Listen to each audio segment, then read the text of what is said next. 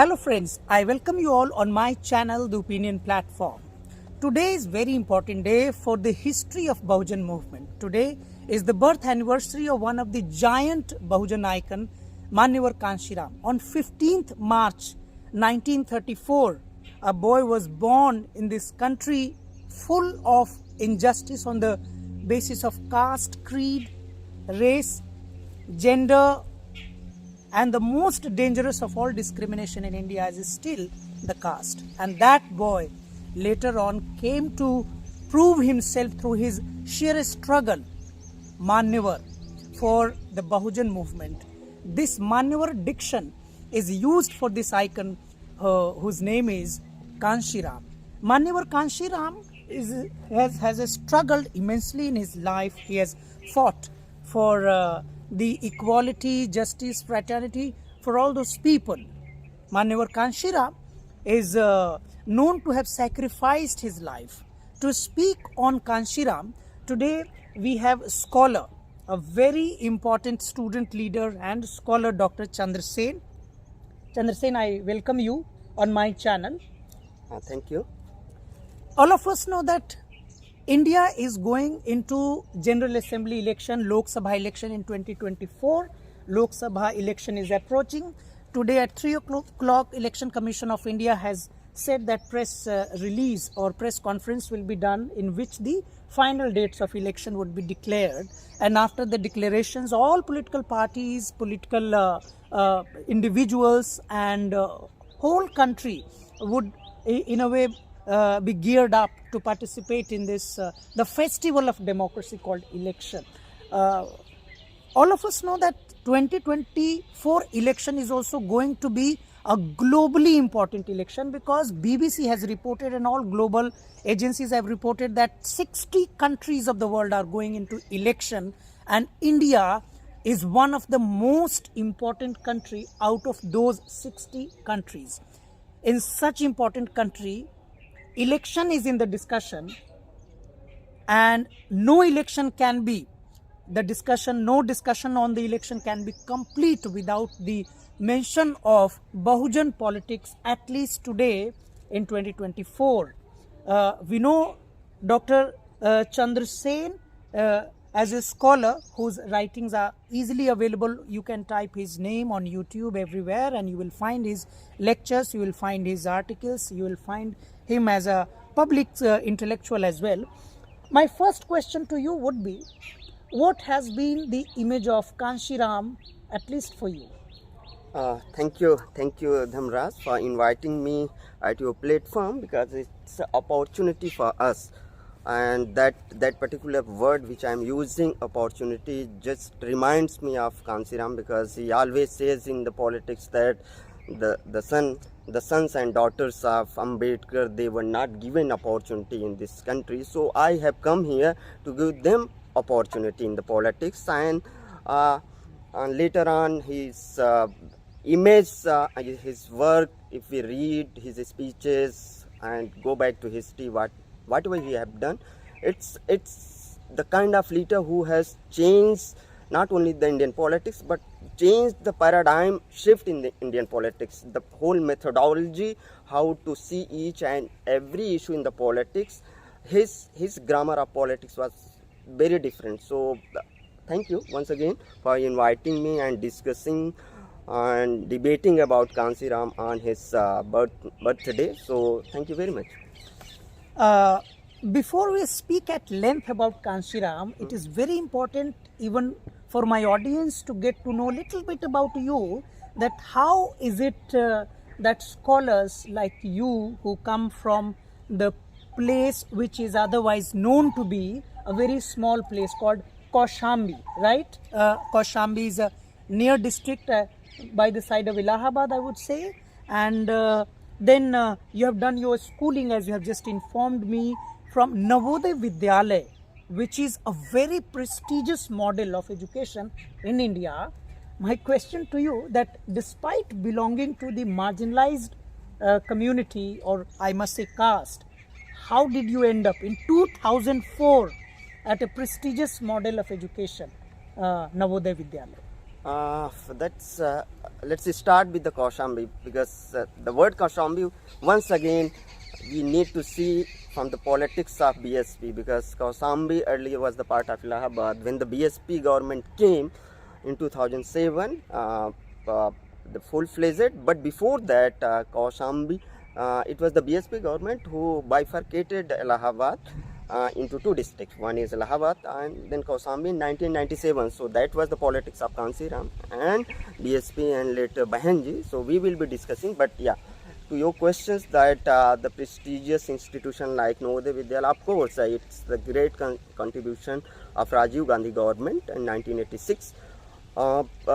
It was at that time, because in 97 when I entered to Navodaya Vidyalaya, it was very much unknown to society like us, from where we are coming. But of course it comes from my father's side, because my father was the first one who entered Allahabad University from the village, from across the caste and religion, 1984 onwards. So he was the student of Allahabad University. He was living in the hostel, so he had this knowledge of education, the importance of education, and through that he tried to give us the best education, and that what happened in later days, that the form came, we filled, we entered into the entrance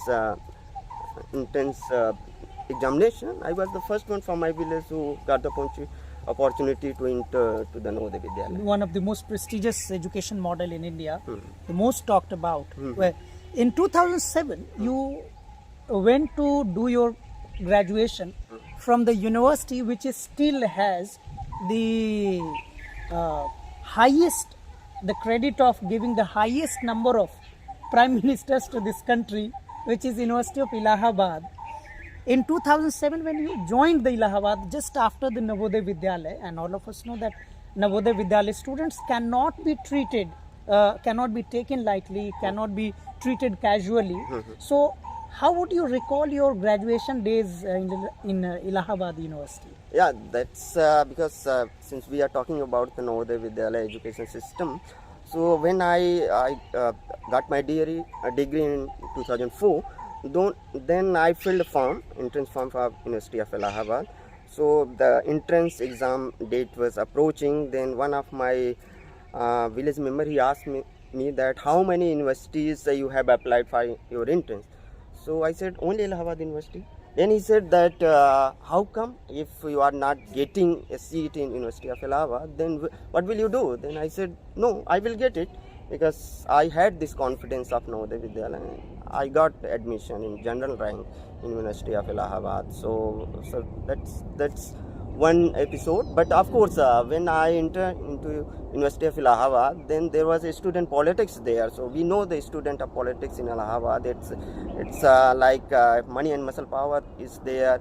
The so-called upper section of the society, upper caste or dominant caste of our society, they has been hegemonized the campus of University of Allahabad. So my father, in first year, he asked me to come back home during the election time, because in University of Allahabad, when election happens, then there is some kind of violence happens. So my father, because I am the only hope at that time for my father, that we have to protect this child. So he asked me to just come back, don't go and participate in University of Allahabad, don't vote in Allahabad University. So I was sad, but since my father asked me to come back, I went back to home. I did not vote in first year, but later on, second year I voted, and third year I voted. Then I came to JNU, the half of student politics, which we'll be discussing later. Well, before I come to I ask you the question about your JNU days.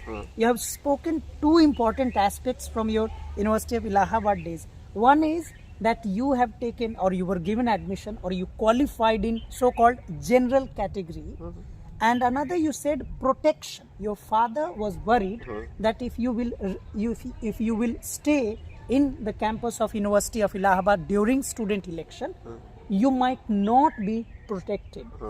What is your understanding? Why did you mention? You could have simply said that I got through Allahabad entrance examination, Why did you mention that you got through general category? What does it mean? This is very important in society like ours, because when we see there is a certain kind of imagination which has been made, fabricated in this society for a particular section of the society, that this society they don't have merit. They are Which just society? like Dalit Bahujan society. They don't have merit and they are just getting the benefit of reservation. Otherwise, they cannot compete anywhere. They cannot do anything. They You mean to say cannot if there's excel. no reservation, they cannot compete? Yeah, so that's why I'm mentioning that. I mentioned this, that I got a seat, but in general category, because of course there was a reservation, but since we had the highest mark there, so we got a seat there. Well, and what about your father's fear of protection? My father fear, because because he lived there. He was the student of that university, so he knew the history of that university. He knew the place. He knew the kind of dominance of the upper section of the society there. So he knew that if something happened, then we cannot do anything. So we cannot fight. We cannot go to judiciary and other institutions of his state. So he just said that just please come home. Once the election is over, then you go back and just keep studying. Keep your study going well. Do the best in your examination. That was his intention actually. After University of Allahabad, you came to JNU to do your Masters in International Relations, Political Science. You completed your MA from 2007 to 9. Thereafter, you successfully qualified even for MPhil PhD. You also did your PhD, completed your PhD in 2017. And then thereafter, you were also where your father was scared for you so that you don't happen to stay in the campus in the University of Allahabad during election, but in JNU in 2013 you happen to be one of the most important presidential candidate.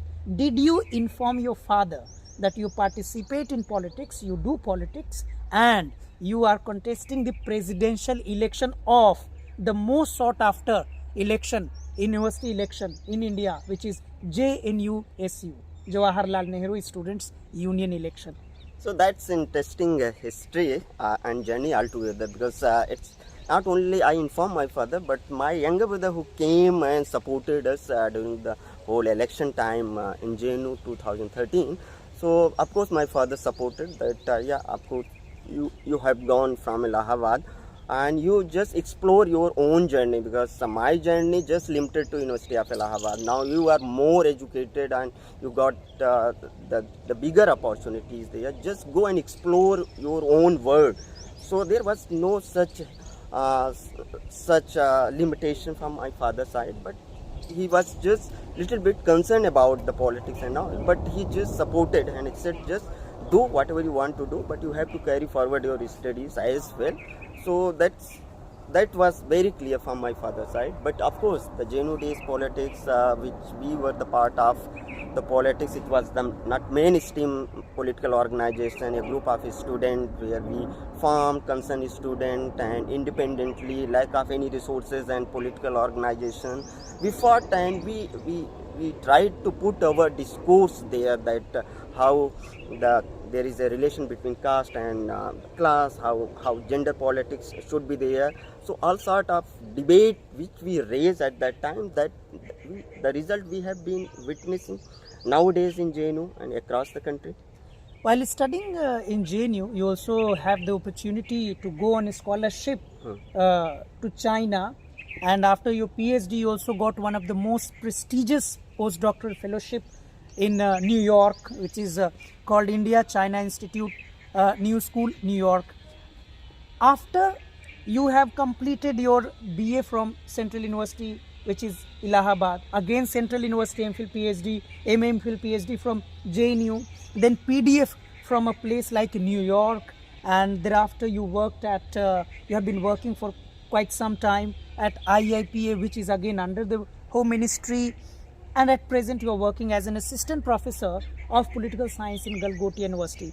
How would you like to remember your struggle, your journey of a struggle, is it a journey of struggle or journey of some kind of privilege or journey of maturity? How would you recall your days till now?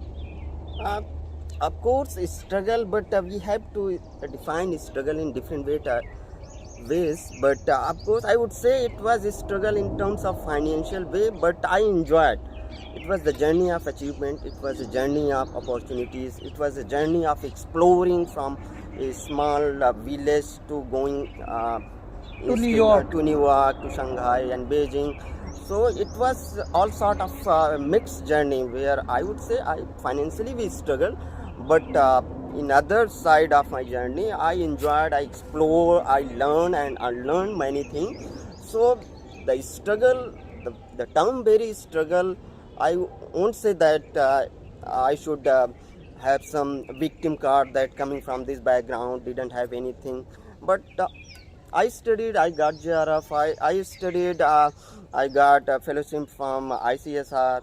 I studied, work hard and got fellowship from new school. So it's altogether going together, everything. You are struggling, you are getting opportunity and you are excelling in your own life. So in that way, I'm just remembering those days. But of course, when you have just these journeys from central universities, from New York to China, you don't get opportunity to teach in great institutions of the country. You have some kind of disappointment, but it's a journey. We are learning, unlearning, and exploring, waiting the moment that yeah, of course, if got the opportunity, you will do the best when you go to other places. Now, one of the most important questions for today, for which we have come here, I have come here to take your interview. When did you get introduced to Kanshiram?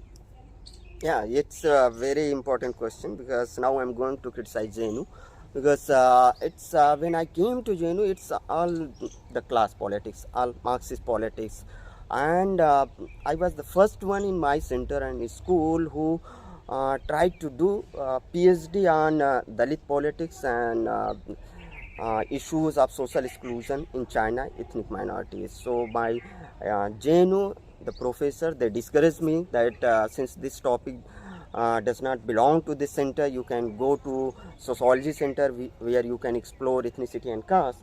So these professors, they don't understand the kind of academics which has been evolved historically, because it's not like some disciplinary boundary or disciplinary nationalism where you can say this is the area of political science, this is the area of sociology or linguistics. Everything is everywhere.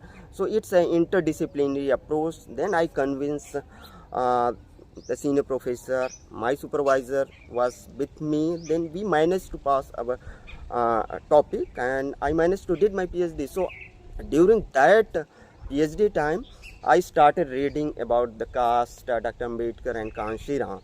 So that was the first time when after 7 years, 6-7 years spending in JNU, like the most diverse campus, where very little discussion about the Kanshiram, Dalit politics, because the so-called left politics, they has hegemonized the discourse as well, the caste analysis of society and polity. So in that discourse, it's not possible to bring discourses like caste, gender and ethnicity, because they always term these issues like identity politics, which is nasty, opportunist politics. So in that whole scenario, I came through the writings, books and articles, and came to know about the Kanshiram and started reading about the Kanshiram for my PhD work, 13, 14 onwards.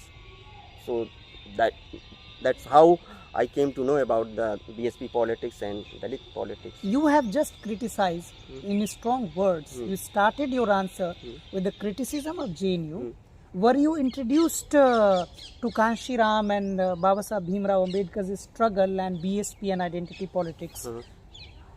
Honestly, if you think about the percentage of introduction, how much percentage you were introduced when you were just in graduation? Yeah, graduation is also very interesting thing, because we were the student of political science at University of Allahabad. I remember that my political science professor, who was teaching a paper of Indian political thinkers, so he taught Gandhi, he taught Manu, and he taught Gandhi and Manu for whole semester. And last day he says that there is no time left and there is Ambedkar left to teach. So there is nothing to teach about Ambedkar. You just go and read about Ambedkar, then the syllabus is over.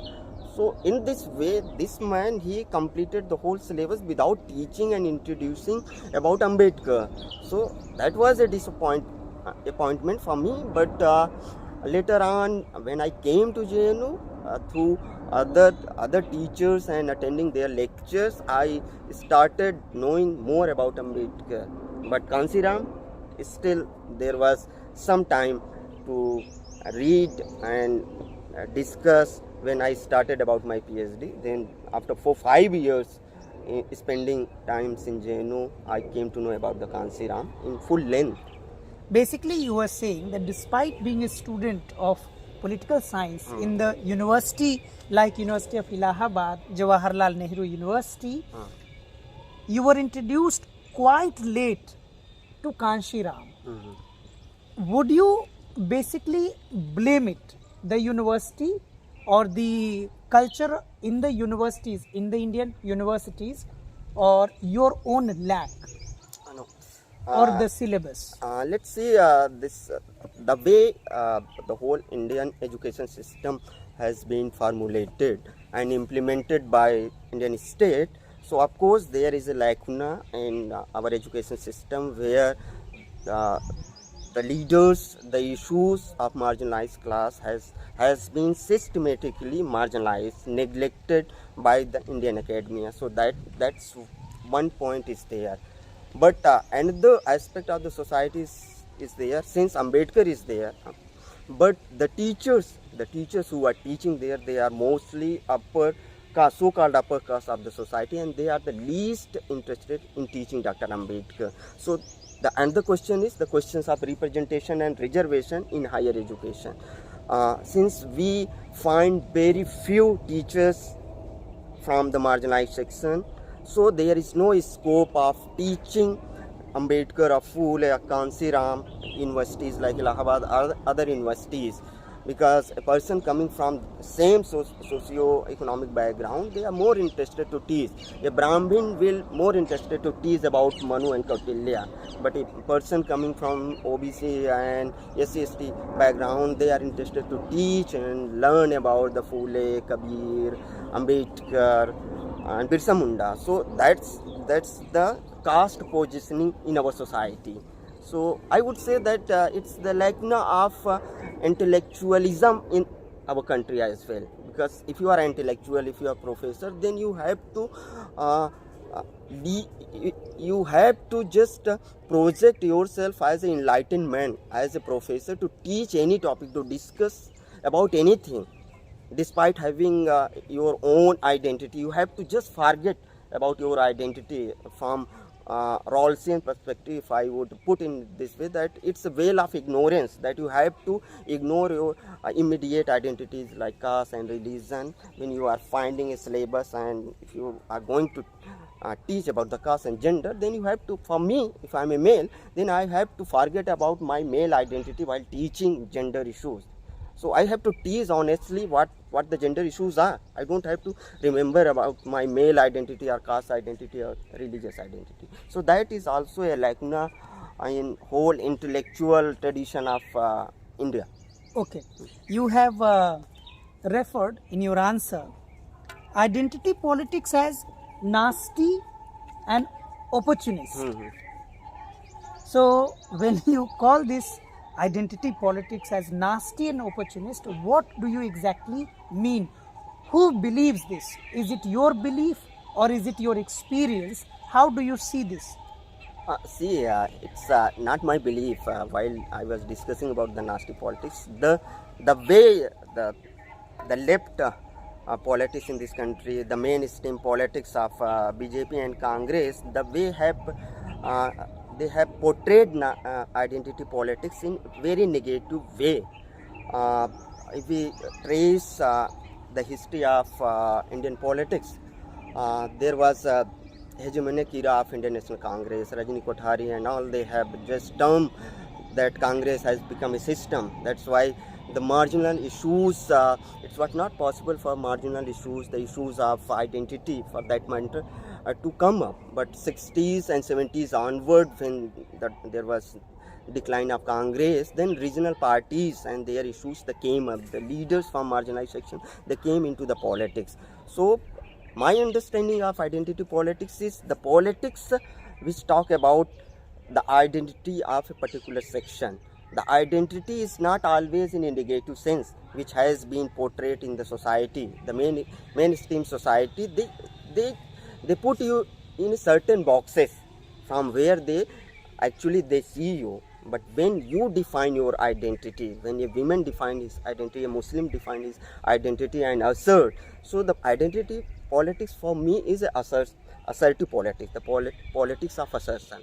Identity politics for me is the politics of representation, the politics of spaces, the politics to redefine everything in the society, which the mainstream society has portrayed other section of society. So bringing the marginal issues, bringing the issues which has been systematically marginalized in the society into the mainstream politics is, for me, it's identity politics.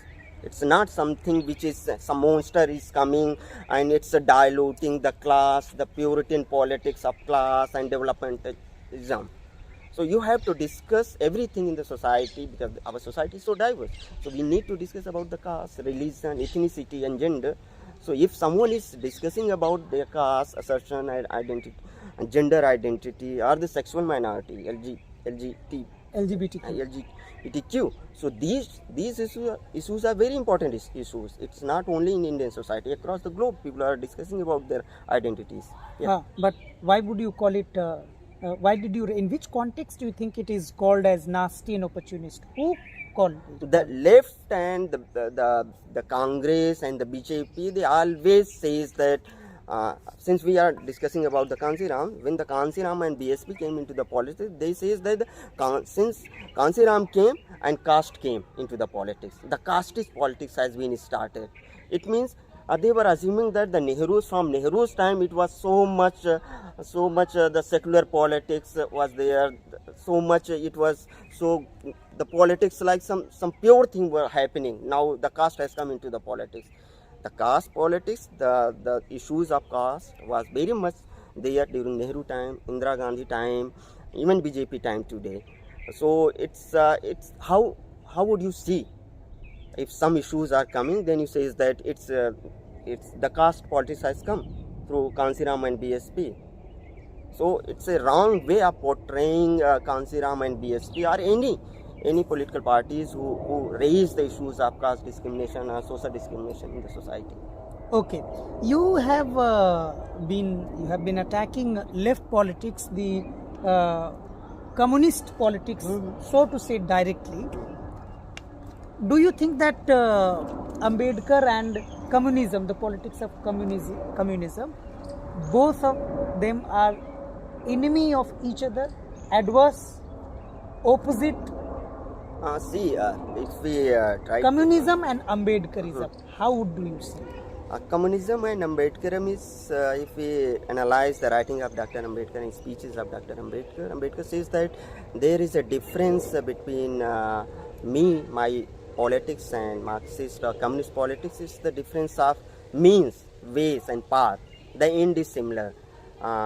In other words, when he says that the Marxist politics is talking about the revolution and the bloody revolution and the dictatorship of proletariat, Marxist Baba Saheb Ambedkar, he differs from that point. And he says that we need a society where where the nationalization of land and national property should be there, nationalization of education, even Dr. Ambedkar talked about. So he says that I'm aware of the kind of end a socialist society, a communist society Marx has dreamt of. Ambedkar wanted that, but the way Marxist they the way the path they were following, there was a difference between Dr. Ambedkar. That Ambedkar did not want violence. He wanted gradual change in the society. He wanted a peaceful revolution within the society, gradually evolve. State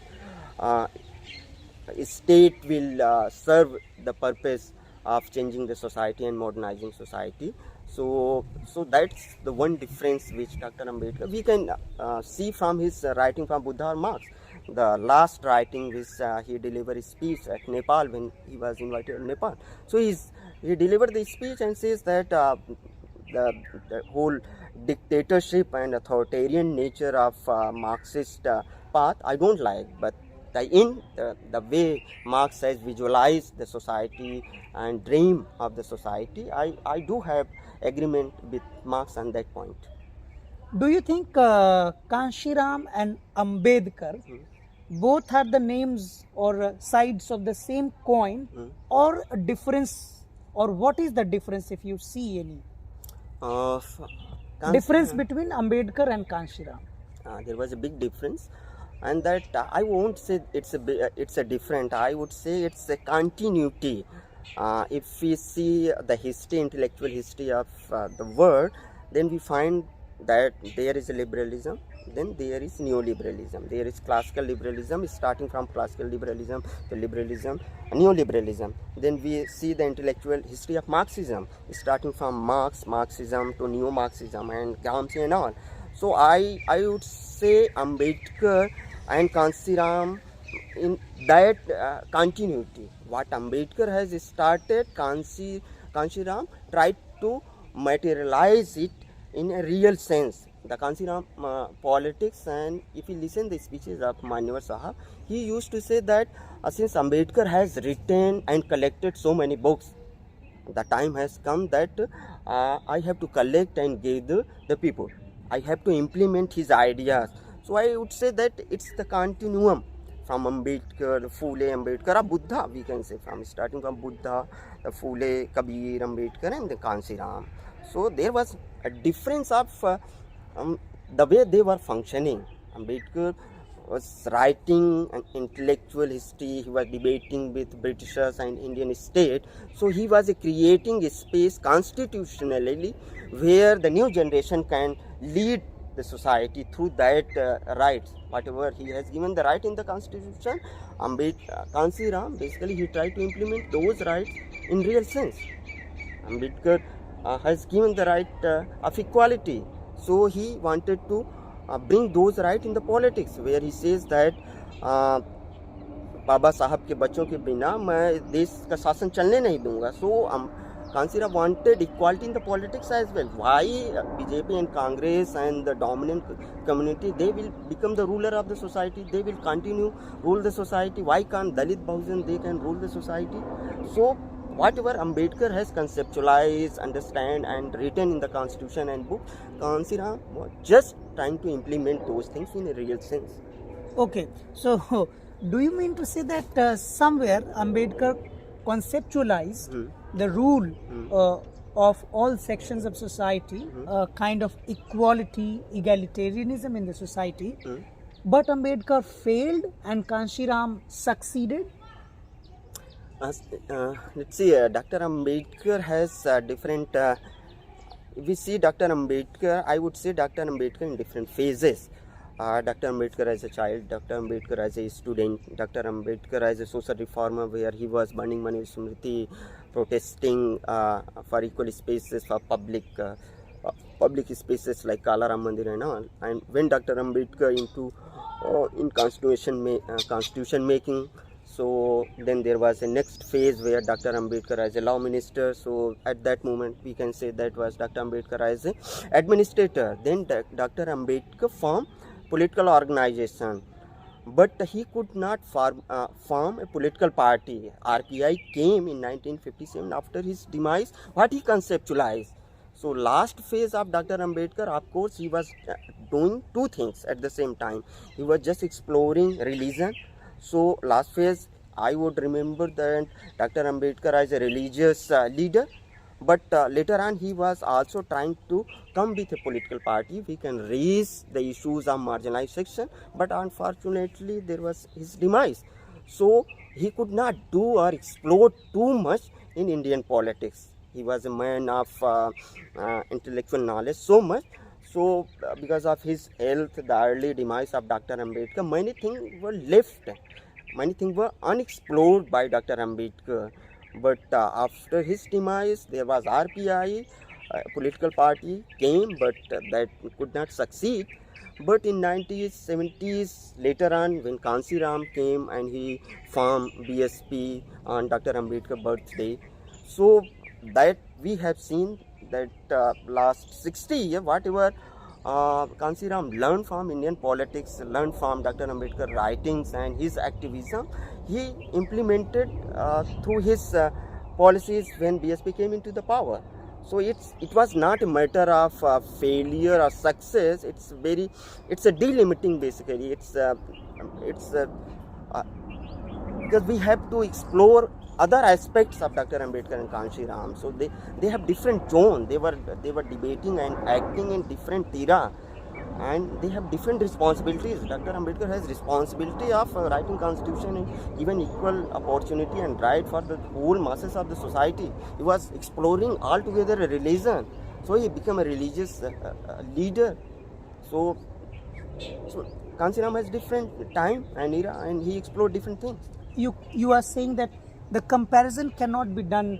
Ambedkar and Kanshiram both existed in their own time and both struggled almost in their own way, but for the same reason, for the same end. Okay. Now, Lok Sabha election is going to happen. All of us know that India Alliance has been formed against India Alliance, which is run under the leadership of Prime Minister Modi. In India Alliance, there has been a consistent struggle of bringing BSP towards India Alliance. Today is the birth anniversary of Kanshiram. What do you think? Had Kanshiram been alive, what would have happened? He would have gone towards India Alliance or NDA? I mean, do you think the relevance of Kanshiram at all in today's context? There are two things we need to understand the politics of Kanshiram and BSP in a different way. We cannot use the same methodology and tools to understand Dalit assertion the way we try to understand Congress and BJP and the mainstream politics. If we understand Kanshiram politics, Kanshiram do believe in alliances. Kanshiram do believe to have a greater consensus, but the way Kanshiram did his politics, he also believed in the politics of pressure group as well. He waited till the last moment and in many occasions in his time and tried to find something from Dalit Bahujan section of the society. He just not going and participating and running for alliance without thinking anything. Whenever he went into alliance with any political formulation, he had clear-cut agenda in the mind, and the agenda of the upliftment of Dalit Bahujan masses, certain policies for Dalit Bahujan masses. It's not that everybody is against Indira Gandhi, let's join that front. Like 1970s we have seen in this country where left parties and Jan Sangh and other section of Congress, they joined against Indira Gandhi. So now everything is the same thing, kind of same thing is going on there. Whosoever they want to defeat the current BJP regime, Modi, they are coming together and they are saying that we have to save this country, so let's unite. What is the basis of unity? How will you share the not only the tickets or the seat, but how will you share the resources of the society when you come into alliance and winning that alliance if possible? So Kanshiram kind of politics is different. That since Samajwadi Party, TMC, Aam Aadmi Party, since they are opposing Modi, so they are coming together. But after 1 month, 2 months, there is a dispute. So from Kanshiram perspective, always it's not for personal interest or something like that. Since I'm opposing you, that I will come to your alliance. He has clear cut agenda in his mind when he went for any alliances, that how much Dalit Bahujan will be benefited from that alliances. So that is there in Kanshiram politics. About Kanshiram, it is said that he was a leader who visualized, who could foresee in the days to come the unity of SC, ST, OBC quite successfully. It is not that only he could see it, rather he made it possible in his own lifetime. Today, where political parties like RJD, Samajwadi Party and Baspa are known to represent their certain caste section. RJD is known to represent Yadavas largely. Samajwadi Party share the same idea. BSP is also cornered only as SC party, and directly or at the larger level, there's no attempt which can be cited as well, where BSP or Bahanji Mayawati is trying to outreach to the OBC section. Like OBC and SCs, again it seems, have come against each other. Do you think Kanshiram really succeeded, despite making a successful party like BSP, in bringing the unity between SC, ST, OBC? Since this formulation, the way you are saying that there is SC, there is OBC, and they have gone against each other, that's a very simplistic way of defining the mainstream political parties and the leaders. They have been defining all these things. What is the data when we say then they are against each other? What is the data? Which community is against other community? And what are the incident? Is there any right global at a national level or at regional level? Bigger right there? Are the intellectual, there is any intellectual differences has emerged that these sections are different, these sections are different? So we need to be very cautious about all these formulation where say that the SC is going their own way, OBC going their own way, ST is going their own way. So that is also a manipulation. I would say that is also a strategy to divide these all sections. Of course, there is a divide in the society, but intellectually, philosophically, if we start from Buddha to Phule to Kanshiram, we don't find any ideological differences. Both society and section of the sections, they are oppressed on the caste line. The dominant communities, they have marginalized them. So economically, politically, everything. So if we find differences between SC and ST, then we should explore what are the commonalities between these communities. There are thousands of commonalities historically between these communities. There are one or two differences which is very political differences. So on that one or two political differences, we are negating whole history. There are thousands of commonalities. We find intellectuals like Phule and Kabir, Shahuji Maharaj, everyone is there defining caste, interpreting the whole society. So we leave those formulation and we go very simplistic, and which is very Brahminical interpretation of seeing SC, ST, OBC. So that's one point from my own understanding. Kanshiram notion is what? Of unity. Unity is not. It's a political strategy of 1980s or 70s or 2000. If we read the whole Dalit Bahujan history, there is an appeal. There is an appeal from Dalit Bahujan scholars, philosopher who says that you have a common enemy which is Brahmanism. You have to fight it. You have a common enemy which is your whole the notion of your dignity.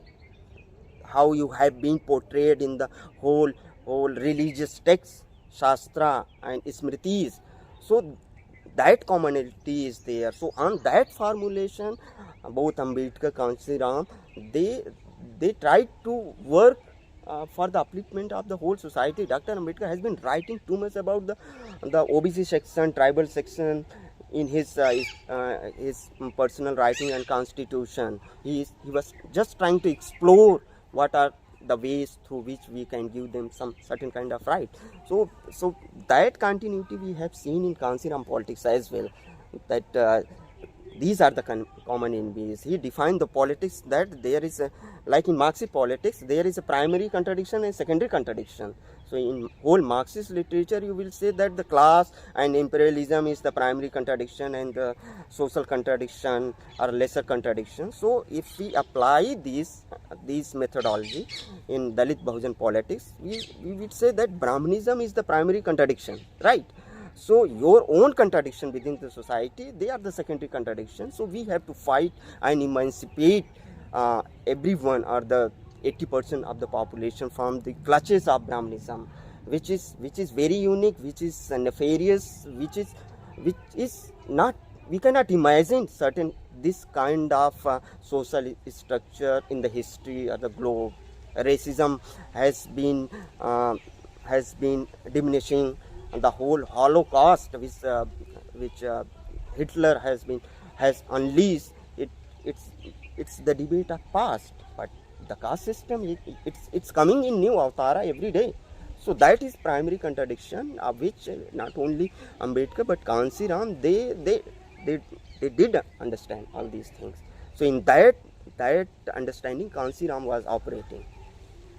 There is a major complaint against, and it's not just a complaint, it's a very important point in politics. Most of the people from several corners attack the BSP and they say that BSP has left to follow the ideological politics of Kanshiram. Do you think so? BSP has forgotten Kanshiram? Not forgotten. There we could say that there are some changes. There are new strategies which has been used by Bahenji later on. 2007 is an experiment where the two alliances in political science, we say that two opposite section, they came together, Dalit and Brahmin, and that is visible. That has been popularized. It's not only Dalit and Brahmin who came together and formed the government. It was, I'm just saying all these things because we forget the alliances, our whole commonalities. We always see when 2007, it's Dalit and Brahmin. What about the OBCs? What of the Muslim and the minorities who supported at that time? So we are negating that thing. We are just popularizing that because the Brahmin came with you, so you become Brahmanical. You become Brahmanical and you become the chief minister. It's the contribution of the Brahmin.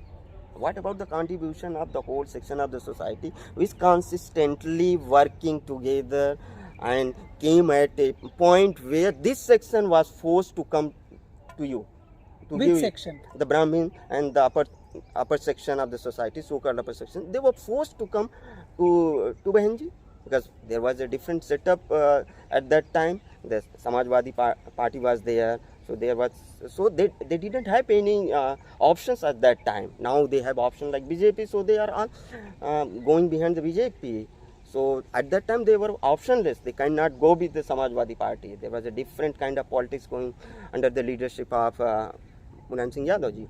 So we have to acknowledge the contribution of our masses, our base.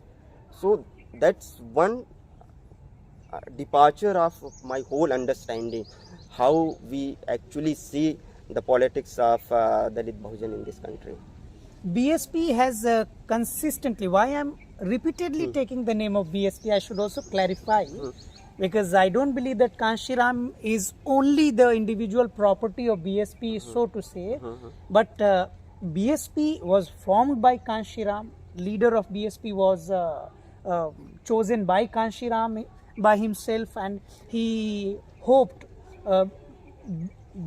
big things, huge contribution that will be in the future done by Mayawati, and he was right that way.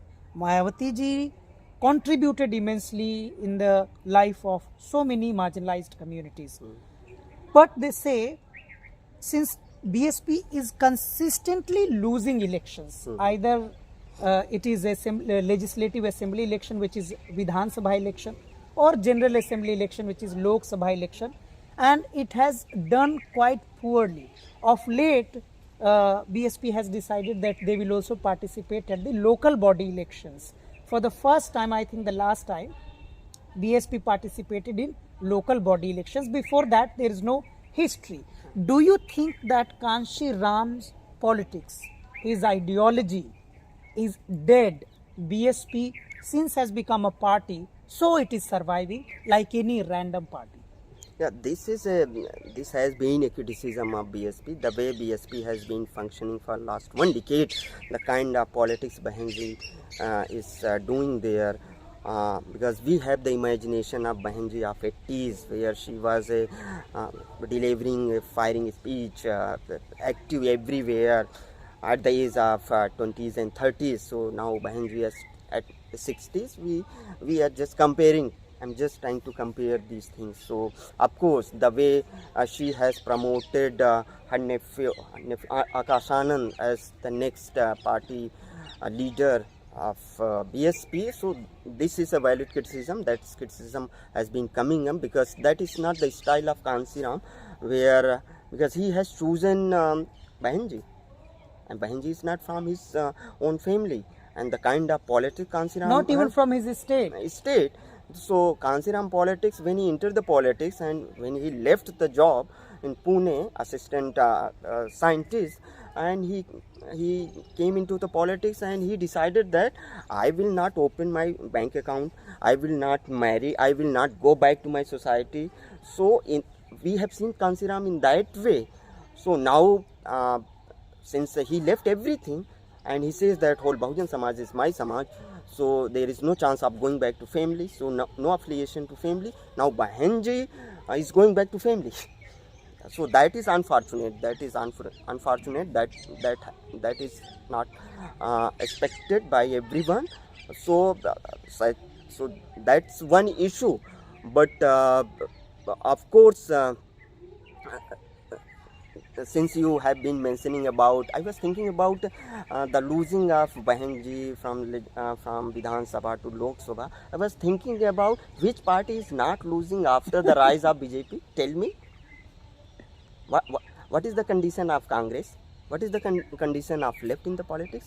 What is the condition of Samajwadi in this after rise of Modi? What is the condition of RJD in this country? Which party is gaining except BJP in this country? So why Bahenji and BSP is always targeted? So we have to see all these things, that BSP is consistently losing. It is going to be disappeared. Can we say that Congress party is going to be disappeared in coming times?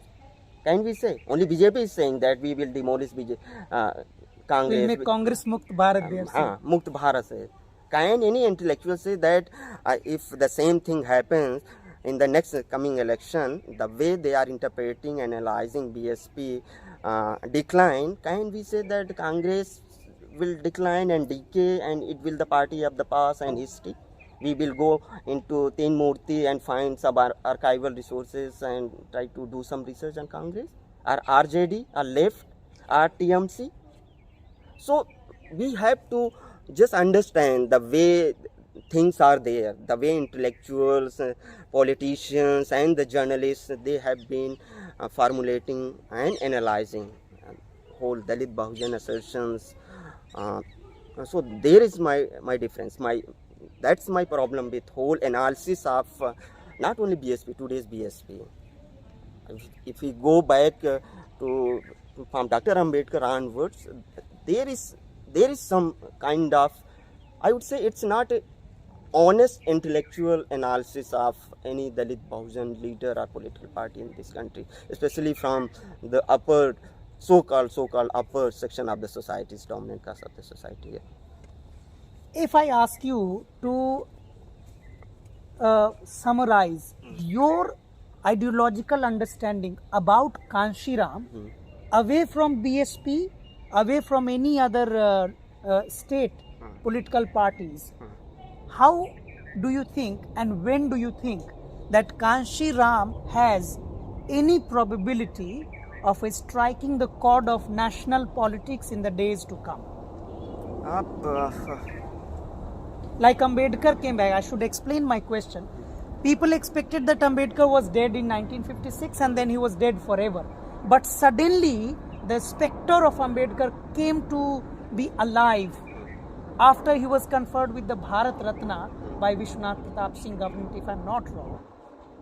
Do you think something like this might also happen? For too many years being ignored by at the national level, will Kanshiram come back to such life? This is it's not very hard to find the answer, because Dr. Ambedkar says that 21st century is our century, right?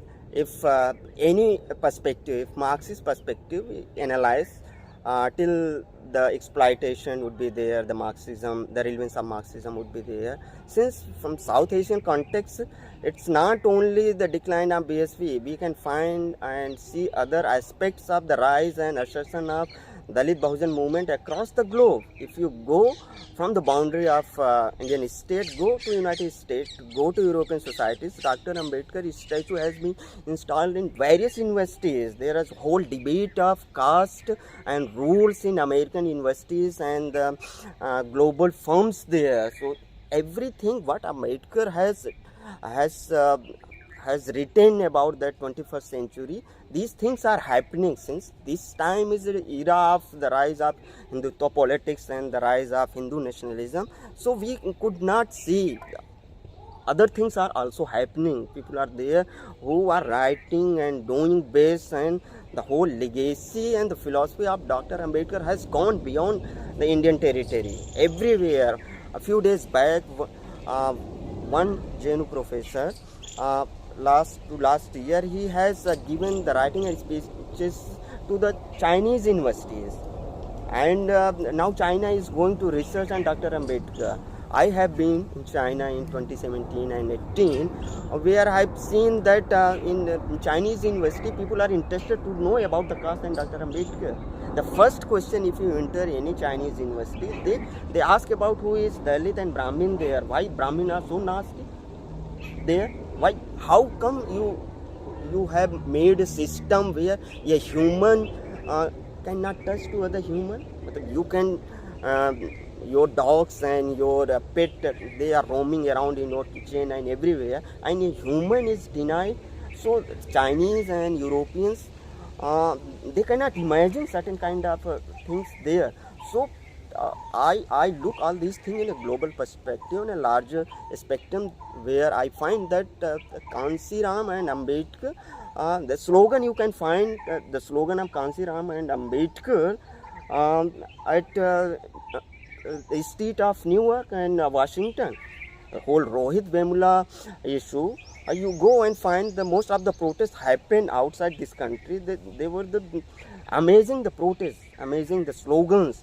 The whole portrayal they are bringing together Dr. Ambedkar and Kanshiram there.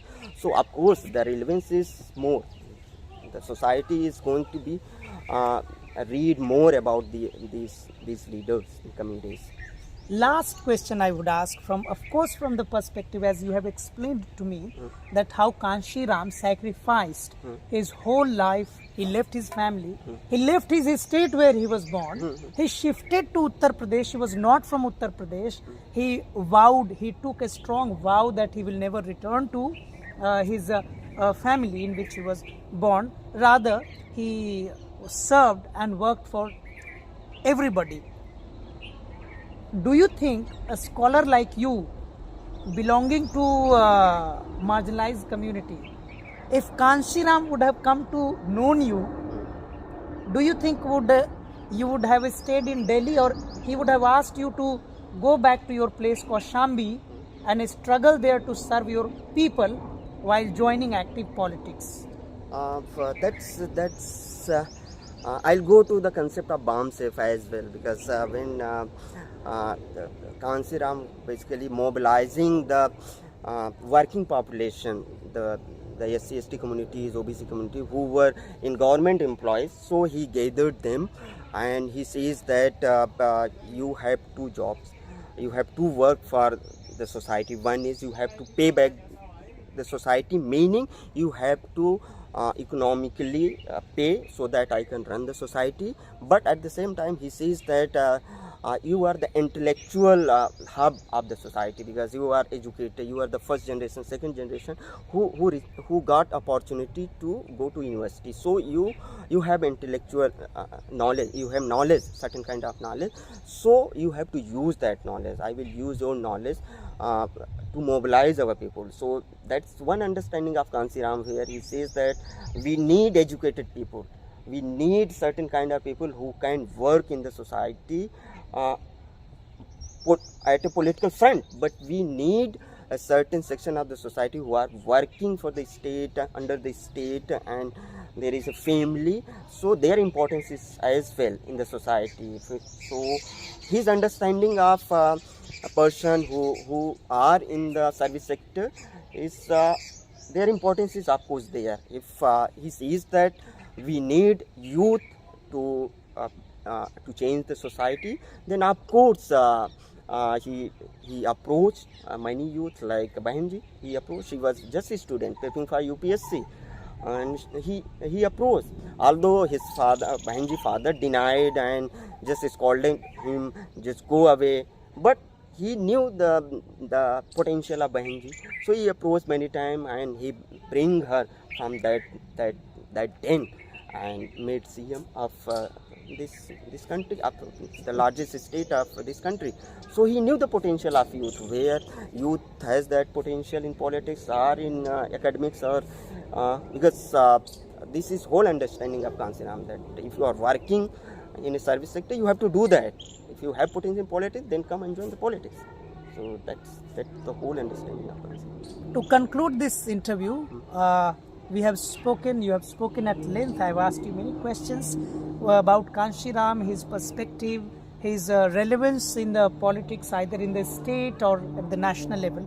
I would like to conclude this interview with the last question, very brief.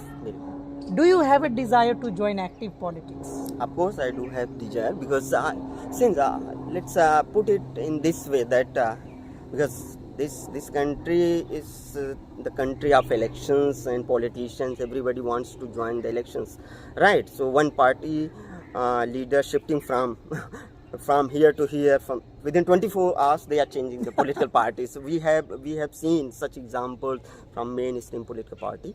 The kind of student politics we have done in JNU, that's not the kind of politics the India is facing. It's the opportunist politics where ideology doesn't matter, society doesn't matter. It's your personal ego, your personal benefit, where you can use politics as a platform. But the kind of understanding we have, I would say I have, is quite different from the mainstream politics. The society is there. We need to take care of the society. We should do the certain kind of politics where change is possible. Like we have to go back and pay back to the society, what Dr. Ambedkar used to say always, Kanshiram used to say always. So we have to pay back to society.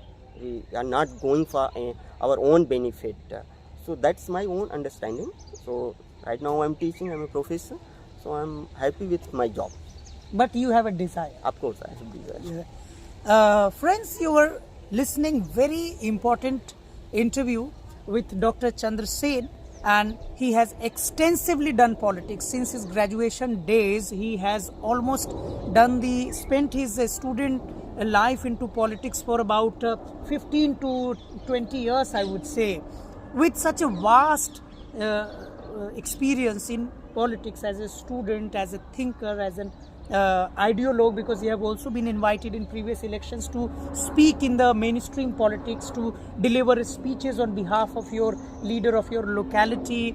It is very important that those who are educated, those who have the desire to serve the society, and those who think that society needs to be taken care properly, irrespective of the challenges faced by the people of the society, they must join politics. At least this has been the tradition, system or a practice, or practically Kanshiram did this in his life, as he has said that Kanshiram was a person who used to be always on the lookout for the educated person, honest person, committed person who coming from the marginalized communities. Chandrasen ji, thank you very much. You have spared so important time for this interview. You are so busy. You just get holidays of few days, and in this few days, today is very auspicious day for us, I think. Bahujan icon Manyavar Kanshiram's birth anniversary. So thank you very much. Thank you for giving opportunity. So that's Kanshiram, the favorite word, that since this community has not been given opportunity, so here I am to give them opportunity. So thank you for giving me this opportunity to share my thoughts with your channel. So thank you. Friends, keep watching my channel, subscribe it, like it and share it. Thank you very much.